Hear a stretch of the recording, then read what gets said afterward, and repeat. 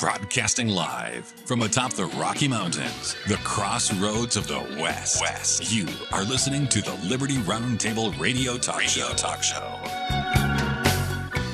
Happy to have you along, my fellow Americans. Sam Bushman live with hard-hitting news the networks refuse to use, and it all starts now. The Supreme Court's allowing Texas to use their new congressionally drawn map that favors Republicans. A federal grand jury refuses to indict James. Trump's new Second Amendment, government agency? I don't know what to call the thing. Weekly Q&As from Dr. Scott Bradley's webinar. And Americans' confidence in the economy tanking. Happy to have you along, my fellow Americans. I'm Sam Bushman with hard-hitting news the networks refuse to use. This is the broadcast for December the 5th. In the year of our Lord 2025, promoting God, family, and country, protecting life, liberty, and property, and doing so in the traditions of our founding fathers, rejecting revolution, unless it's a Jesus revolution, then we're in, because we follow the Prince of Peace, ladies and gentlemen. Also, you need to understand that it is a freedom-loving, fantastic, faith-filled, we're taking America back, one heart, one mind, one issue at a time Friday, welcoming the good doctor. Dr. Scott Bradley, freedomsrisingsun.com, well known for his weekly Q&As on the Constitution and more. They're live, they're real, every Thursday night, 7 p.m. Get your ticket at freedomsrisingsun.com. While you're there, check out his incredible collegiate series, To Preserve the Nation. Happy to have you along, Doctor. Welcome, sir. Well, thank you. I'm grateful for the opportunity to speak on behalf of the cause of liberty. I've got an old adage, I say, never pass an open microphone when you can speak on behalf of liberty and proper government. So it's an opportunity to, shake the trees, rattle the chain, whatever you want. Unfortunately, I think chains are being forged constantly upon us. And the leadership doesn't seem to even be conscious of it. Either they're not conscious of it or they're part of it. The jury's still out, that's for sure. This first story really kind of highlights the point. I don't know what to think of this, except for I'm against it. Let's say that. I don't know what to think of it because I'm surprised at who's putting it together. It's going to backfire spectacularly. It just may take a little bit of time. Here it is. The Trump Department of Justice, in other words, the DOJ, they say they have established a new office called the Second Amendment Rights section within its, quote, Civil Rights Division. This office, which is set to open on December the 4th, I guess it just opened, 2025, will focus on issues, they say, related to the Second Amendment, whatever that means. The creation of the office, by the way, does not, they claim, require congressional approval, but the DOJ has informed Congress about the reorganization, basically stating that it will utilize existing funds and personnel. The Office of Management and Budget did not object to this reorganization. Well, that's the story from the mainstream press. If you look at our news, friendly news, headline says this: Trump's new Second Amendment rights division is met with skepticism by, quote, gun rights groups. Now, I've got more than skepticism about this. Now you're saying, well, hey, Sam, this could be great. It could help us roll back other legislation. It could do kind of what Doge has done for saving, money. And this could be a really good thing. Yeah, it could. Except for you got Pam Bondi and Donald Trump and these guys in charge of it. They're the ones that said, take the guns first, due process second. Okay? So beware what you wish for. Even if the Trump team does well with an organization such as this, what happens, ladies and gentlemen, when you put the new office called the Second Amendment Rights section, or whatever you want to call it, what happens when, say, a Barack Obama, a Joe Biden, a Bill Clinton and clowns, what happens when they are at the helm and that department becomes an outgrowth of their administrations? Then what's going to happen? What are you going to be thinking of this and that, etc.? It's going to be a two-edged sword, cuts like a knife, Doctor. Yeah, there's just plenty to be concerned about. First of all, the Department of Redundancy Department. What have we got? It shall not be infringed. How can that be more plainly stated? The right of the people to keep and bear arms shall not be infringed. And yes, whomever is leading the administration is going to put their spin and their poison on this thing. And I'm not just worried about Barack Obama or Joe Biden or Kamala Harris or anybody of that ilk and nature. I am truly worried about Pam Bondi and Donald Trump. You bring up the fact, let's do due process later. Well, in reference to what you're saying, in case people are not really current on this, the red flag laws allow through an ex parte hearing, meaning you don't get any representation. Somebody comes in, says, we think we ought to take this guy's guns. The judge says, yeah, you're right. So they send out a warrant for somebody to be out on your front porch when you're still in your jammies, and they're there to pick up your firearms. And you say, no, you're not. And you go for your trusty 6-shooter and you get killed. This has happened. But both Pam Bondi and Donald Trump have been advocates of red flag laws that do exactly that.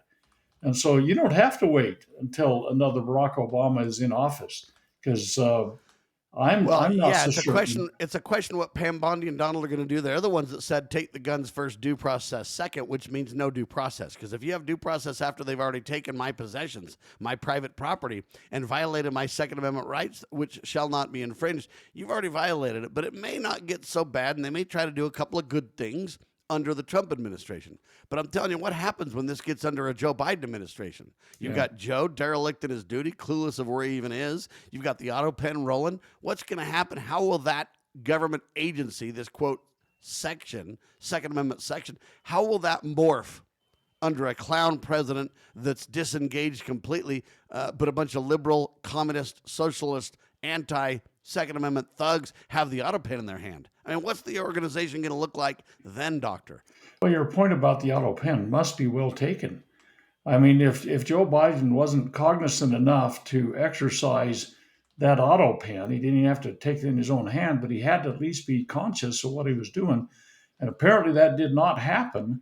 And so consequently, somebody else was wielding that tremendous power, which really shouldn't be a tremendous power, because Congress has all the legislative authority. The president can't do anything other than enforce the law, but the president now makes the law, and apparently somebody in the back office is making it and signing it. So, yeah, this is very problematic, and I just have kind of a queasy feeling in my stomach about this thing. And I have a problem when we say, hey, let me see what they're going to call this thing.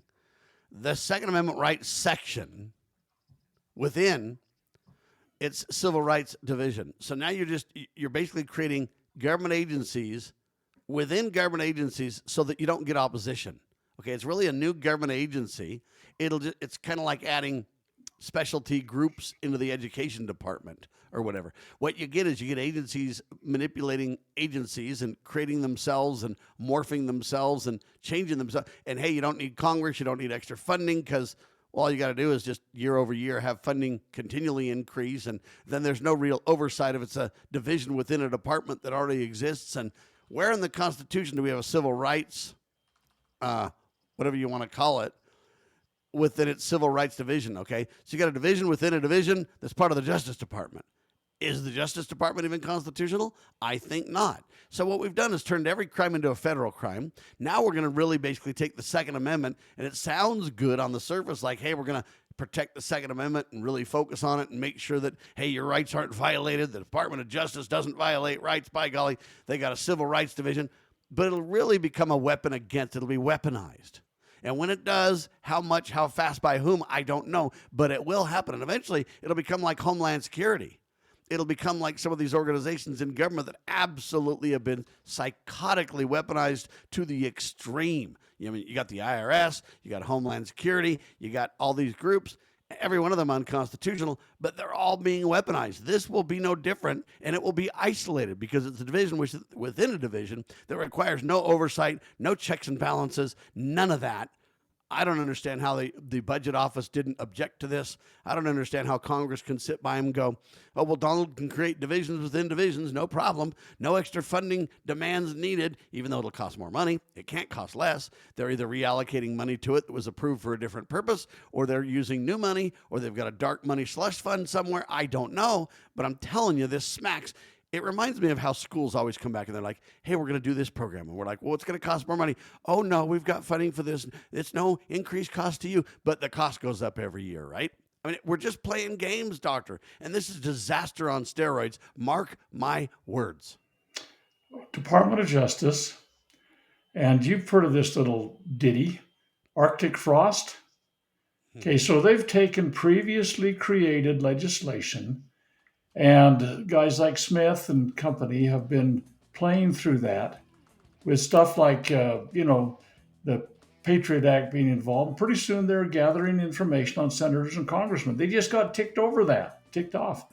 And Bottom line is we're getting jacked by Jack Smith and company, and the Justice Department seems to be against Jack Smith. They're the ones that went after Trump, but somehow they seem to be locking arms, and they're doing it now. We're calling them out on it. How's that? Liberty Roundtable Live. Back with you live, ladies and gentlemen. They refused to indict Letitia James. Yeah, I don't know what happened, but the judge did it first, threw the case out. They brought it back. Now a jury throws it out and says, we're not going to do it. But don't worry, they say they're going to keep going after her at the third time's the charm. Now, I'm not here to defend Letitia James because I think Letitia James is a problem for sure. And so all I'm telling you is you look at this and you go, I don't want to be partisan. I'm not interested in that. I'm interested in the truth. And the truth is, if a judge says no and if a grand jury says no, I don't know how you keep pushing this back. What about double jeopardy, doctor?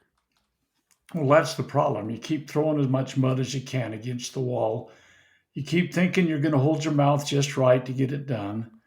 And this, you think about Letitia James, okay, probably somebody that's been on the shady end of a lot of deals.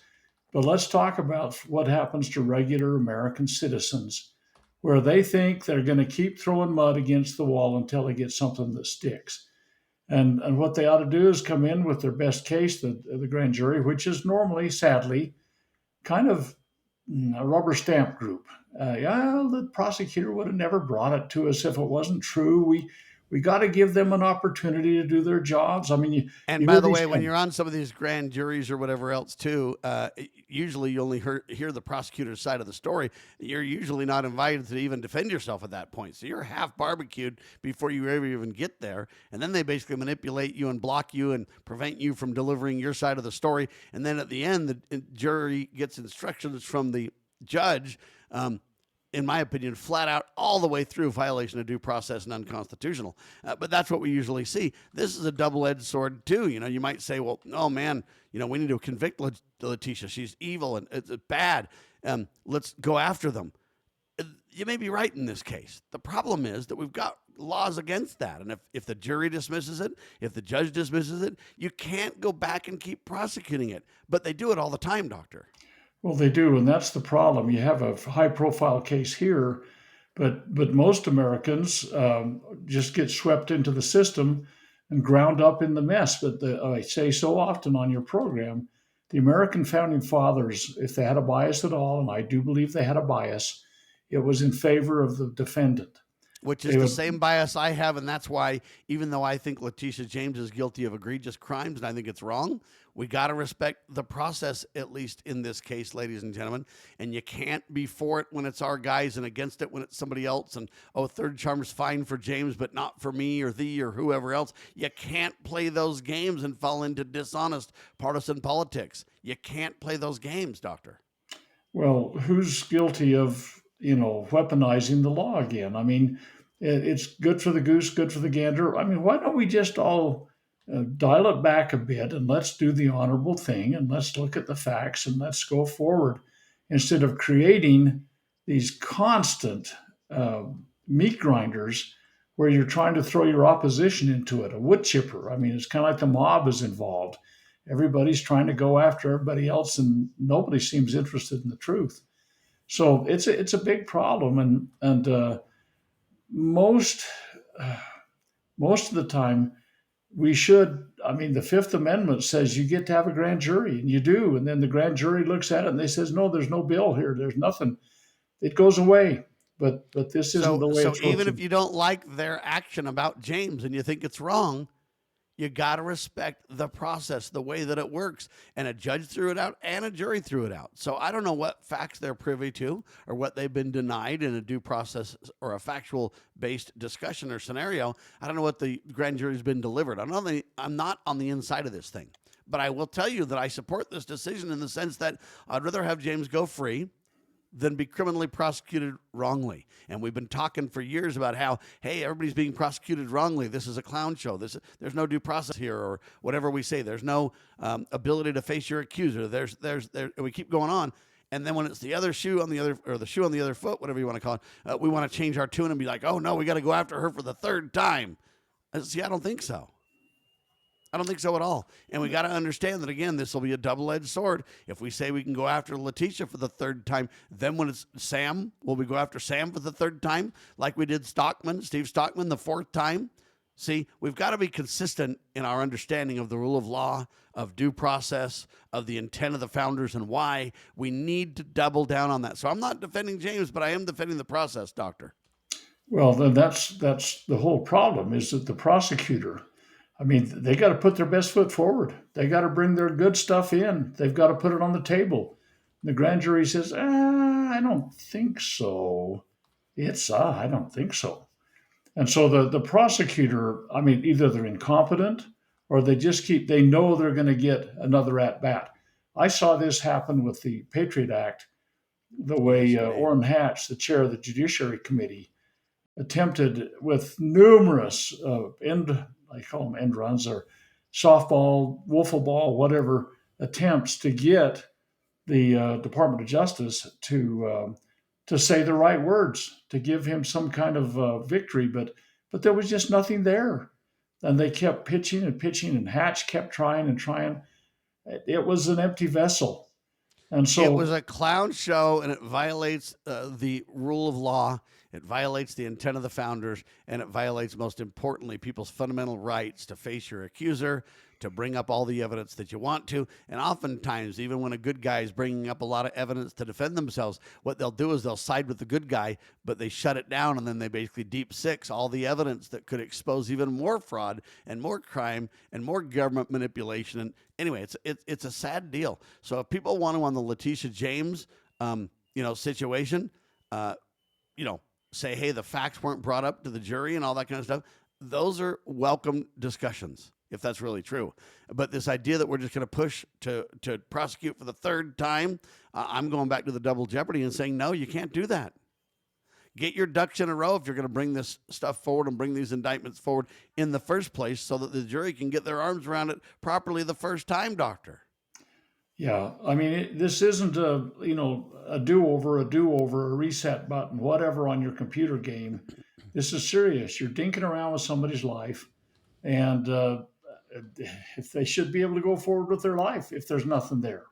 And what I find often they do is they don't want to bring up too much stuff because they're going to get egg on the side of the Republicans and the Democrats if the whole truth, nothing but the truth comes out, the real details. So what they try to do is, for example, Bill Clinton, rather than get him for real crimes, high crimes and misdemeanors, they're like, oh my gosh, he was involved with Monica. You don't believe me? Here's the dress on display that has whatever, the evidence on it. I don't even go further than that. I'm just, okay.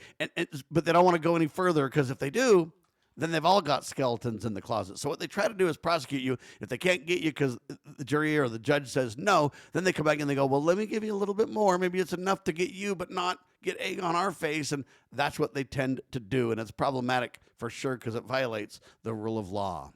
Let's see. I guess the Supreme Court now is allowing Texas to use its, quote, new congressional map in the 2026 midterm elections. So they redrew 5 seats that now favor Republicans. The Democrats are calling this a clear case of gerrymandering based on race. The Republicans are saying, oh, no, you guys have gerrymandered for too long. Quote, in my opinion, now it's our turn. It just depends on who gets their map gerrymandered through the courts, I guess, these days. That's how we rule, by judicial review or judicial manipulation. I don't know why the Republicans or the Democrats have a seat at the table. Each group is a private group. It's not even government. And each group does not deserve favor at the trough at the expense of the rest of us, Doctor. That's so true. But the courts have ruled repeatedly in the past. I don't know why anybody thought they could overturn what the legislature did. The courts have ruled that the legislature has the authority, the full authority, to redistrict. And they did. And they did. And here, so they made a decision that was in accordance with the rules of engagement, if you will. In Utah, the exact opposite happened. Utah's legislature dinked around with the redistricting lines. The courts came in and says, no, you can't do that. California's got a commission that does it, and now they're saying that they're going to allow it for a few years, that the legislature do it. I mean, the pulling of the levers of government has become such a tawdry affair where people based on partisanship and special treatment, exactly. and people above the law, and the list goes on, right? It does. And I got friends in low places, but these guys got friends in high places, Doctor. I think the exact flip is what's normally the case. The guys in the high place are the slimy ones, it seems like. So well, anyway, high places are really the low places. That's right. So anyway, the courts have ruled again, and so it's tit for tat. You're going to find other states that come in and manipulate and everything. I did a review of it. California have done the exact opposite of Texas and favored the Democrats, right? Yeah, I did a study of all the states, all 50 states, and what could happen with some redistricting. Some of them are so gerrymandered anyway right now. I don't know how. I mean, Californians are already pretty much toast for anything except for Democrats. But states across the nation are going to dink around. I don't think it's going to dramatically shift the districts and the way they're voting now. But in my opinion, what matters more is allowing illegals to vote and allowing the census to redrawn, but illegals counted, so that we manipulate the, representation there. There's so many ways from Sunday they can manipulate the reality of voting and who gets elected and who becomes representations of where, and whether the people have real representation or not. I mean, it's not even funny. And the whole point that I'm making, I'm fine with this court supporting the legislative body there because it squares with the checks and balances. I get that and support this one. My hope, and even though I don't like the California decision, I support it because, again, the legislative body should be deciding these things. That's the way it's supposed to work out. The problem that I have is these two private groups thinking they get a special seat at the trough, or they get a special privilege above the rest of us, pulling the liver of government and the few at the expense of many. That's my biggest concern. When we come back, Americans' confidence in the economy tanks. We'll talk about that with Dr. Bradley, Liberty RoundTable Live.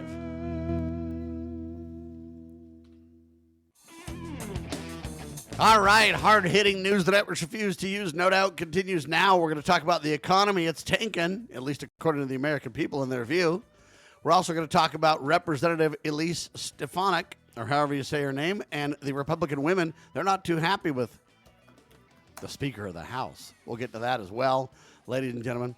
All right, Americans' confidence in the economy, Dr. Bradley, my guest, Dr. Scott Bradley, freedomsrisingsun.com.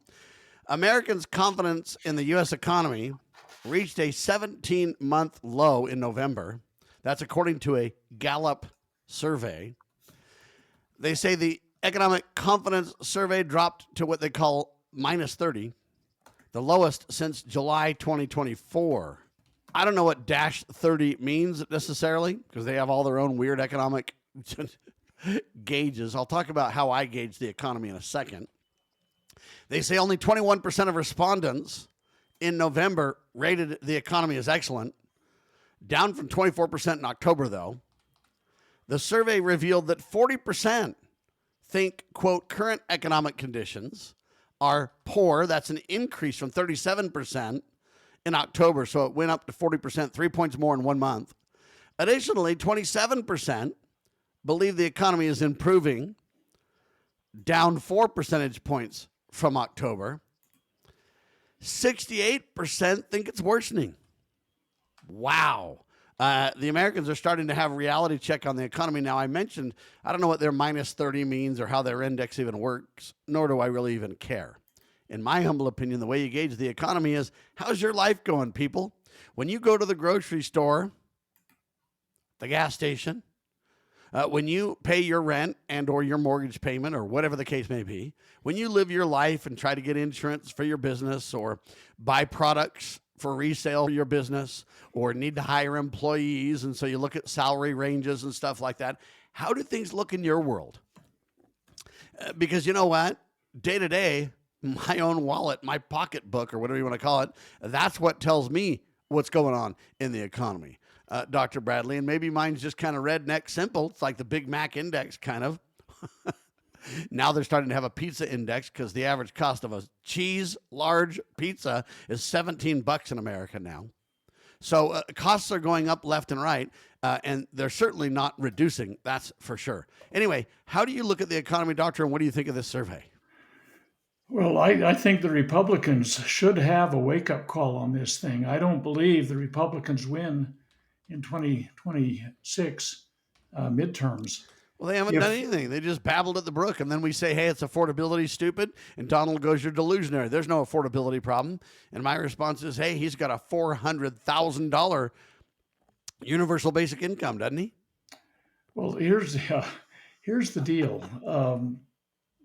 This is going to be the hinge point. I don't care that Trump's trying to get the Nobel Peace Prize. And he says he's stopping the war between Rwanda and Congo, and he thinks he's on the verge of something, which he's said for the last 10 months or 12 months on the Ukraine thing. And everybody keeps firing during the ceasefire. What's up with that? And we can go on and on, right? So the fact of the matter is that, as I've said so many times on your program, second-term presidents always get out in the weeds in their foreign policy.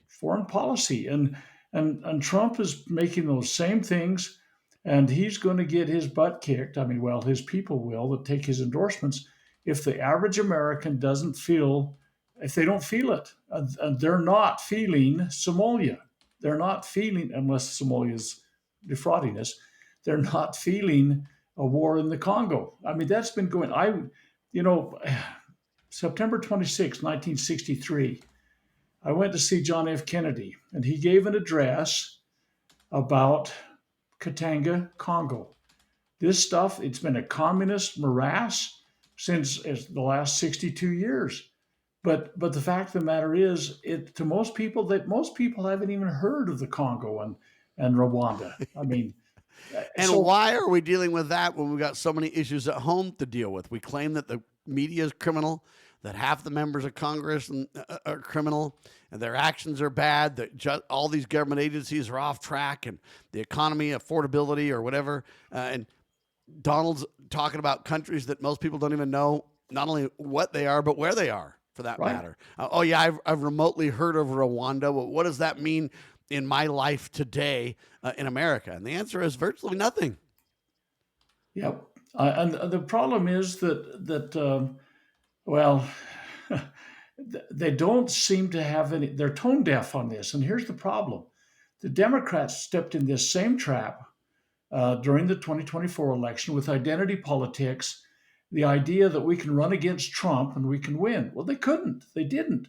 It didn't resonate with the regular Americans. And the Republicans are stepping in a very similar, although different tone trap. And the Republicans are going to find out it doesn't sell with regular Americans. Well, history is just repeating itself, right? It is. And so identity politics and running against Trump, oh, he's an evil man, and all sorts of his, you can smear his name any way you want. Well, the fact of the matter is that most Americans said, you know what? I'm sick and tired of being sick and tired about this other thing. It's the economy, stupid, or it's affordability, or it's whatever. Yeah. By the way, this economic confidence index is published by Gallup, so they created it, right? It aims to capture Americans' overall sentiment about the economy, combining how people rate current economic conditions and whether they think the economy is improving or deteriorating. And they say specifically, respondents are asked 2 questions. How do you rate the economy today? Excellent, good, fair, poor. I think it's more than poor. It's, what do they call it? Abysmal? Is that what they say? It's horrible, folks. And 2, whether you think the economy is getting better or worse. I think it's getting worse. Okay, then they have a minus and plus deal. They have on each question, they put it to quotients and numbers. Then they take those numbers, combine them, and create a composite number, or index, if you will. It's often used as a, quote, gauge of economic mood, and it's helpful to understand. Okay. Anyway, what's the range? The index is theoretically scaled because, again, they could change it. If they made it up, they can just change it, right? Minus 100 to plus 100. And right now they're saying it's minus 30. I'd put it at minus 100, and I'll tell you why, Dr. Bradley, and then your take. I put it at minus 100 because as long as you allow the Federal Reserve to exist, you've created theft, criminal activity right from the get-go of every dollar created and inserted into the economy. They create a $100 bill, cost 15 cents to create. They claim it's $100. They just lied. And then they steal from the American people by charging interest on that $100 and giving it to a private banking cartel, pretending that it's a quasi-government. Well, it's separate because it needs to be, because by golly, it can't become political kind of lie. Anyway, the bottom line, though, I look at it and say, hey, as long as we allow the Federal Reserve to exist, we're headed for an economic meltdown like the world's never seen.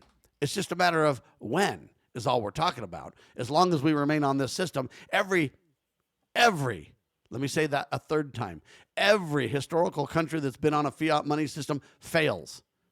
So the only question is, do we get off of it at some point, or when do we fail, Doctor? That means negative 100 in my humble opinion. What do you say?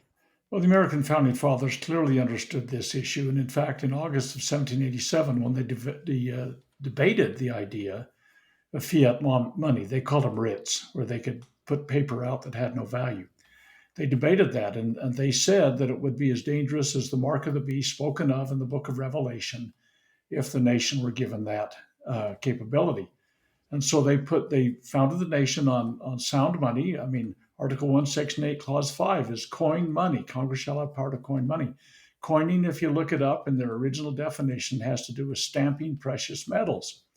And so all of these things were well understood. When they said they're working for a more perfect union that had the more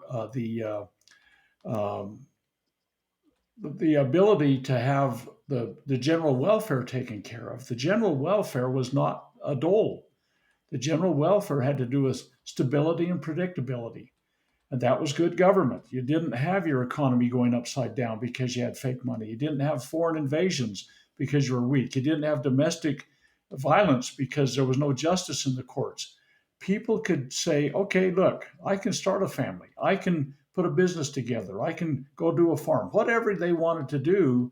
And the government was not going to impinge upon that in a way that was destructive. Well, our general welfare clause is the exact opposite of that nowadays. We have a false money system. We have domestic tranquility has gone by the wayside because we don't have justice in the courts. We see and what Donald Trump wants to do is he wants to basically shake it up. He doesn't like the Federal Reserve chairman not reducing interest rates enough. So don't manipulate interest rates according to your own views. You got to do it according to my views, thinks Donald. And I'm saying, everybody's throwing out this news headline. Oh my gosh, Donald's going to shake up the Federal Reserve with a new Federal Reserve chairman and this and that. The Federal Reserve chairman's term ends in May 26. So get ready. Donald, you don't need a new Federal Reserve chairman, my friend. What you need to do is shut the criminal enterprise down. You're watching Liberty Roundtable Live. All right, back with you live, ladies and gentlemen. So much news the networks refuse to use, it's not even funny. I guess Stefanik is in the news. Representative Stefanik, or Stefanik, how do you say it? Anyway, Elise Stefanik accused Speaker Mike Johnson of lying and expressed dissatisfaction with his leadership in the House. Representative Nancy Mace expressing frustration with Johnson, plans to meet with Marjorie Taylor Greene to discuss possibly retiring early from Congress. I don't know if she wants to discuss retiring also, or if she wants to talk her out of retiring. Not sure what that discussion's about, but then Representative Anna Paulina Luna is trying to circumvent Johnson by pushing for a bill adding stock trading by Congress members, so banning that, right? Stefanik claims widespread disaffection with Johnson, among Republicans, now threatening his position as Speaker. So bottom line, Republican women are sick of Johnson. They say that Johnson's not carrying out Trump's agenda, and they're mad about it, Doctor. Huh? I mean, I think Yes, sir. that's an expression of disdain and surprise. I mean, I think what could Johnson be doing more that was kissing Trump's butt? I mean, that's a little bit crude, perhaps, but the problem we've got is that a lot of regular folks that were all in with Trump, MAGA to the core, are saying, wait, we've been sold out, and they're saying, yeah, he closed the border, but he's opened the door to 600,000 military age Chinese men to be infiltrated through the entire nation into universities. And Yeah, it's come on into college, baby. We won't let you in if you just cross the Mexican border. No, sir, we'll shut you right on down. We don't want you raping girls on the way in, but we'll just fly you in and send you to college where there's plenty of young women, right? Well, that's the problem. And a lot of these, unfortunately, because of their abortion practices in China, there's a way overabundance of single young men out there that can't find a woman. Well, let's say it differently. There's an underabundance of women. Correct. Whatever you're saying, these guys, some of them are living in large metropolitan areas. There isn't hardly a woman in anywhere. I mean, anyway, we're getting far afield because of your comment about attacking the people in our country. But the fact of the matter is, Trump, I mean, the H-1B, I mean, you think about that. This is a huge flip in favor of big business. The idea that, they were going to protect American workers. H-1B, for people that don't know, big businesses come in and they say, oh, my goodness, I can't find a technically qualified individual to take this assignment in my job. Yeah, so my response is, why do we need these people to go, listen carefully, why do we need these people to come thousands of miles across the globe to attend American universities when Americans have been polled and found that the universities don't prepare them for the job market, don't provide legitimate, usable, or actionable skills? Therefore, we got to import people and bring them to our colleges so they can get those skills. I mean, at some point, we're just talking out of both sides of our mouth. It doesn't make any sense. No, very little of anything that's happening makes any sense. And you're absolutely correct. I've seen some polls lately where actually the majority of those people polled. And now, again, you can lie with statistics through your teeth. And so that's what they usually do. And so I don't know if you can take this to completely the bank, but the majority, a very sizable, in fact, a super majority of people that were polled said university degrees are no longer worth it because of, I mean, it's woke. But we got to bring these people in because we don't have educated people. So our colleges have failed everybody in America. But yet we're going to bring these people in and send them to our colleges so they can take the lead that Americans can't take. I mean, what are they talking about? No, it's absolutely inconsistent with what it's propaganda. It is.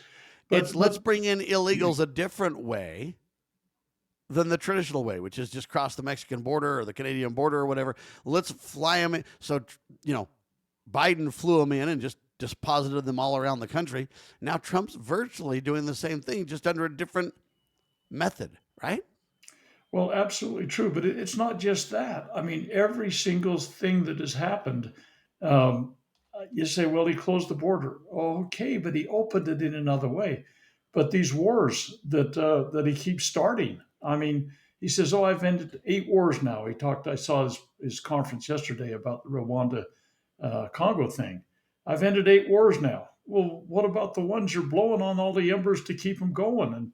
And like I say, these far removed, almost tribal wars that are happening that he's dealing with are such an internal conflicts that will never resolve, ladies and gentlemen. And let me ask you this: if Dr. Scott Bradley, a constitutionalist, nonpartisan truth teller about the checks and balances and the proper role of government and what our standing ought to be in the world, speaks out about this, then what Trump will do is come back and go, hey, Scott Bradley's falling for a Democrat hoax. What he's saying is it's just a hoax.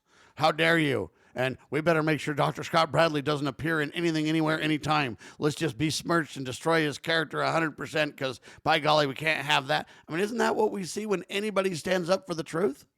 Well, that's the problem, is that I watch this really carefully. I'm kind of a junkie on these things. Personal loyalty is a far greater characteristic that Trump wants, personal loyalty to him, than to their oath of office. That's bogus. That's 100% a jettison of the Founding Fathers' intent. Yep. And the idea that if you're not on my side, I'm against you. So he's throwing some of his most ardent supporters that, I'm sorry, were deceived in years past. But Marjorie Taylor Greene, I mean, she started on his campaign trail almost when nobody else was there. She was front and center. She was making appearances to support him and everything like that. And he tosses her overboard because, that fake news about Epstein. Well, wait a minute. The Brits got rid of a prince and they got rid of their ambassador because this stuff has legs and it has credibility and they'd like to get, but no, she keeps pushing that stuff and he thinks, my once great followers, blah, blah, blah. Yeah, they've betrayed me. They've somehow, and I don't understand why pushing for the Epstein files would have any betrayal of Trump, especially if Trump did nothing wrong. It's very circumspect, to say the least. And now they're supposed to release, I think it's by December 19th or something like that, the Epstein files, all of it. And we'll see if they get that done. Now the Democrats are releasing pictures of whatever island, Epstein Island, and all this kind of stuff. And right now it's nothing but a clown show. There'll be no prosecutions. No one's looking into if the criminal sex ring, the human trafficking ring, has been shut down. No one's even talking about that. They're just talking about, oh my gosh, let's go after Jeff. Well, Jeff's dead. Spending time on him is a waste of time.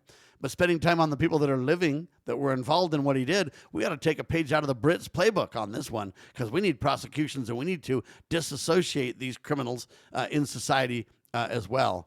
But by the way, the New York Times is now suing the Pentagon.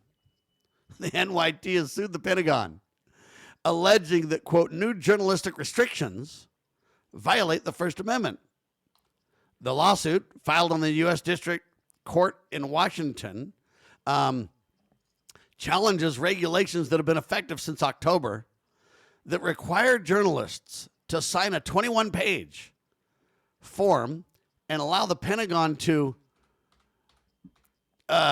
revoke their press passes for, quote, non-compliance with the 21-page agreement. The suit also objects to penalties for reporting, quote, unapproved information and seeks to halt enforcement of these rules. Now, I hate to say it, but I agree with the New York Times. What on earth is this 21-page agreement about? What is this deal where you're not allowed to report unapproved information? Journalists sign this 21-page deal where, hey, you can lose your press pass for non-compliance with the 20. What on earth is going on? It's like, hey, we're going to have the media sign an NDA? What on earth is happening, Doctor? Well, I say very often, I think we have far less freedom of the press and of speech than a great many nations around the world. This nonsense, I'm proud to be an American because at least I know I'm free, is absolutely a false narrative that's being drummed into our heads.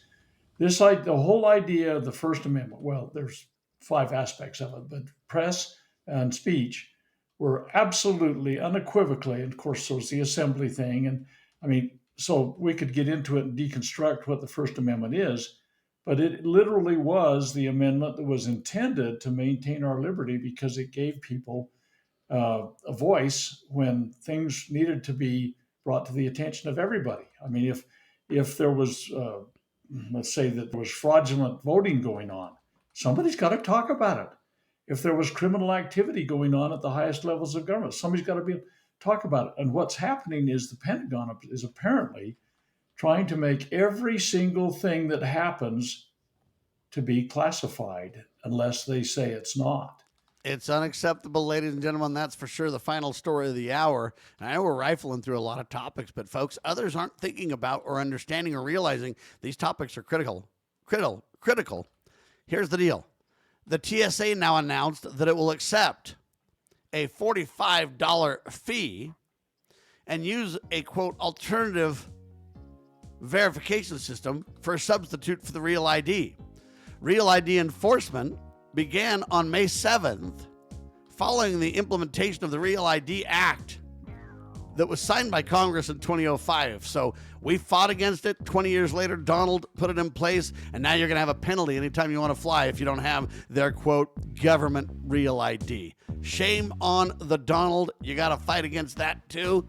I'm Sam Bushman. Dr. Scott Bradley's with me, freedomsrisingsun.com. You're watching and listening to Liberty Roundtable Live, syndicated by the Loving Liberty Networks, lovingliberty.net. Spread the word, share the love, have a faith-filled, freedom-loving Friday, and God save the Republic of the United States of America.